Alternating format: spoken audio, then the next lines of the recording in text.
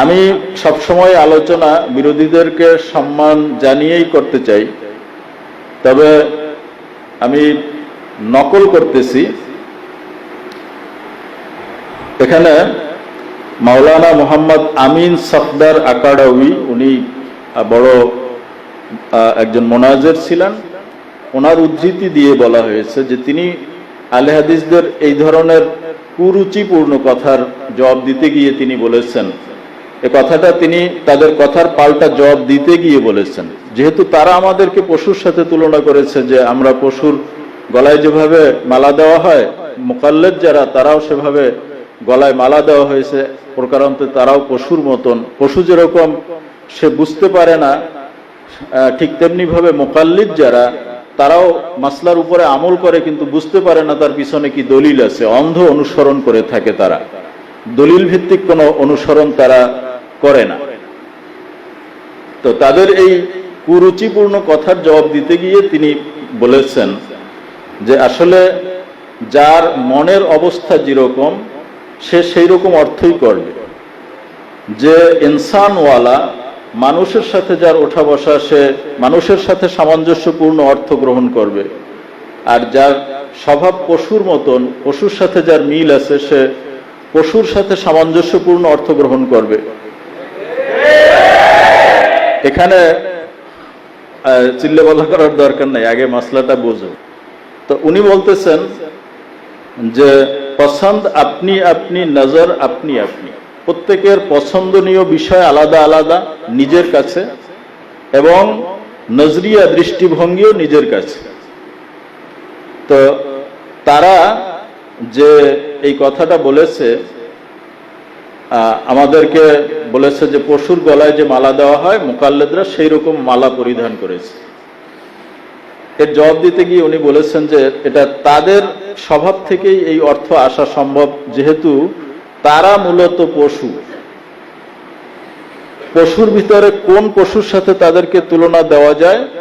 উনি বলেছেন যে তাদেরকে তুলনা দেওয়া যায় একমাত্র গাধার সাথে। কিসের সাথে? গাধার সাথে।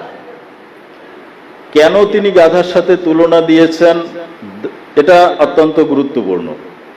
তিনি দলিল ভিত্তিক কথা বলেছেন, এজন্য তিনি প্রথম দলিল এনেছেন আল্লাযীনা হুম ফি সালাতিহিম খাশিউন, আয়াতে কোরআনিয়া, সূরাতুল মুমিনুন এর দ্বিতীয় আয়াত। আল্লাহ মুমিনদের সিফাত বর্ণনা করতে গিয়ে বলেন আল্লাযীনা হুম ফি সালাতিহিম খাশিউন। মুমিন যারা, তাদের সিফাত হলো যে তারা নামাজের ভিতরে খুশু খুজু নিয়ে নামাজ পড়ে। আল্লাহর প্রতি তাদের খুশু বলা হয় অন্তরের বিনয় নম্রতাকে। তো এই আয়াতের ভিতরে বলা হয়েছে মুমিন যারা, তাদের নামাজ কেমন হবে? খুশুওয়ালা নামাজ হবে, যার ভিতরে খুশু থাকবে।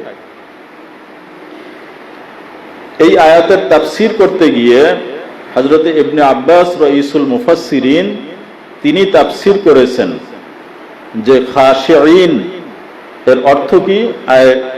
মুখবিতুনা মুতাওয়াদিউনা লা ইয়ালতাফিতুনা ইয়ামিনা ওয়া শিমালা ওয়া লা ইয়ারফাউনা আইদিয়াহুম ফিস সালাহ। ওই ব্যক্তিকে বলা হয় যে তার নামাজে খুশু আছে, যে নামাজের ভিতরে বিনয়ী হয়, নামাজের ভিতরে আশেপাশে তাকায় না, এবং নামাজের ভিতরে অহেতুক রফি ইয়াদাইন করে না। আহলে হাদিস যারা দেখবেন রুকুতে যাওয়ার আগে রুকু থেকে উঠে শুধু রফি আদাইন করতে থাকে। বলা হয়েছে যাদের নামাজের ভিতরে এইরকম অহেতুক রফি আদাইন থাকবে না, তারা এদিক সেদিক তাকাবে না, তারাই হলো খাশিঈন। তাহলে আমাদের যে নামাজ, এ সম্পর্কে আয়াত প্রযোজ্য, কিন্তু তাদের নামাজের ক্ষেত্রে এই আয়াত প্রযোজ্য না। তাফসিরে ইবনে আব্বাস 212 পৃষ্ঠায় ইবনে আব্বাস এই আয়াতের তাফসির করেছেন। তাহলে আহলে হাদিস যারা গায়রে মুকাল্লিদ, তাদের নামাজের ভিতরে কি খুশু আছে? নেই। আরেকটি আয়াত আল্লাহ রাব্বুল আলামিন বলেছেন ওয়া ইন্নাহা লাকাবীরাতুন ইল্লা আলাল খাশিঈন। নামাজ এটা একটা বোঝা, তবে তাদের জন্য নয় যারা খুশুর সাথে নামাজ পড়ে। অর্থাৎ নামাজে যাদের খুশু আছে তাদের জন্য নামাজ বোঝা নয়। তাহলে খুশু আছে কাদের নামাজে? আমাদের হানাফিদের নামাজে খুশু আছে, অতএব নামাজ হানাফিদের জন্য বোঝা নয়। আর যাদের নামাজে খুশু নেই তাদের জন্য নামাজটা হলো বোঝা। কাদের নামাজে খুশু নেই? আহলে হাদিসদের।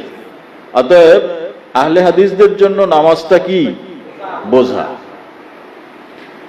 এখন দেখেন, গাধার বৈশিষ্ট্য হলো যে তার উপরে যদি বোঝা চাপিয়ে দেওয়া হয় তাহলে সে যখন সোজা দাঁড়ানো থাকে, যখন তার উপরে বোঝা চাপিয়ে দেওয়া হয় তখন তার পা দুইটা ছড়াইয়ে যায়, কারণ ব্যালেন্স রাখতে হবে তো বডির উপরে।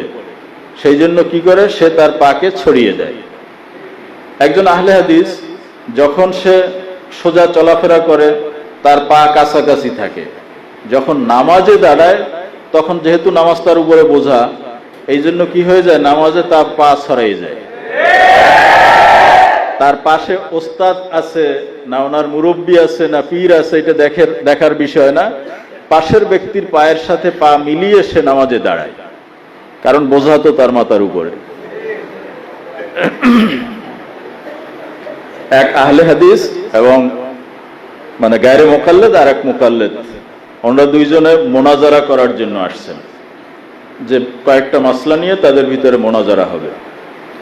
তো যিনি মুকাল্লিদ হানাফি, উনি বললেন যে ভাই আপনার সাথে আলোচনা পরে হবে, আমরা যে এখানে মোনাজারা করতেছি এরকম বিভিন্ন ক্যামেরা আছে, মিডিয়ার লোক সাংবাদিকরা আছে, এটা সারা বিশ্বে সব জায়গায় প্রচার হবে, এখানে হাজার হাজার লোক আছে।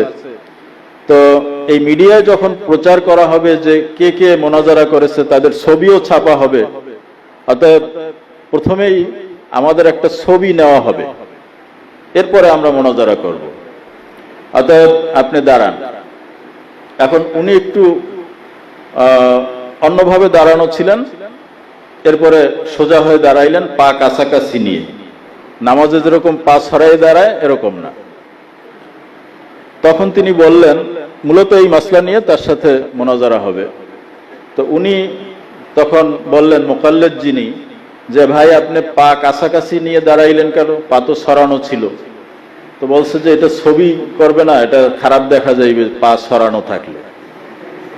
তখন বলছে যে তাহলে আল্লাহর সামনে যে আপনি পা ছড়াইয়া দাঁড়ান, আল্লাহর সামনে তো সুন্দরভাবে দাঁড়াইতে হবে, তাই তখন পা ছড়াইয়া দাঁড়ান কেন? উনি লাজবাব হয়ে গেছেন, আর মোনাজারার দরকার হয় নাই। সাধারণ উপস্থিত জনতাই ফয়সালা দিয়েছেন যে না, ওনার কথা যুক্তিসঙ্গত না, আল্লাহর সামনে ভদ্রভাবে সুন্দরভাবে দাঁড়াতে হবে, আদবের সাথে দাঁড়াতে হবে। কারোর সামনে পা ছড়িয়ে দাঁড়ানো এটা আদব না, নামাজেরও এটা আদব না।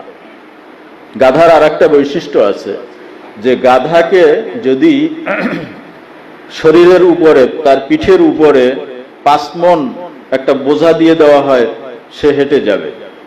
কিন্তু ছোট্ট একটা বোঝা যদি তার মাথার উপরে দেওয়া হয়, সাথে সাথে মাথাটা একটা ঝাড়া দিয়ে ওটা ফালাই দেবে। এই জন্য দেখবেন আহলে হাদিস যারা, তারা শু পরে, মুজা পরে, তারপরে পাজামা পরে, গেঞ্জি পরে, জামা পরে, উপরে আবা কাবা সব পরে, কিন্তু মাথায় টুপি দেয় না। এটা হলো গাধার বৈশিষ্ট্য। তারা বুখারী শরীফ তন্ন তন্ন করে ফার্স্ট টু লাস্ট পরে কোথাও পায় না যে নামাজে মাথায় টুপি দিতে হবে, এরকম কোন দলিল তাদের সামনে পড়ে না। এজন্য ওই গাধার মতো, গাধার মাথার উপরে ছোট্ট একটা রুমাল রাখলেও সে ঝাড়া দিয়ে ফেলে দেবে, ওটা রাখবেই না, পিঠে যত মন দেওয়া যায়। ঠিক আহলে হাদিসদের বৈশিষ্ট্য হলো যে তারা মাথায় কিছু দেবে না। একজন মানুষ সব সুন্দর লেবাস পোশাক আছে, কিন্তু মাথাটা খালি মাথায় সে নামাজে আল্লাহর সামনে দাঁড়ায়।